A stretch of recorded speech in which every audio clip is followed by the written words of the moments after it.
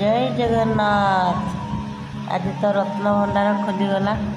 प्रभु जगन्नाथ निकट में मुझे प्रार्थना कर प्रभु आपणकर काम खूब भलरे भले आपण ही निर्वाह करंतु। आपण ही नीलामयी, आपण ही 4 कोटी जनतांकर मौड़मणि। आपण चाहिए सबकि स्वरूप किसी भी द्वंद्व बाधा विघ्न किसी भी सृष्टि हेनी। जो भक्त मैंने सब जाइए भलरे भलरे कार्य समापन कर दिंतु। मोर एति कामना आपण निकट में 4 कोटी ओडिया अनेक रही कौन अच्छी रत्न भंडार भितर रहस्य आपण खोलिकी देखा। जय जगन्नाथ। 46 वर्षर अंत आपण ही आज घटे।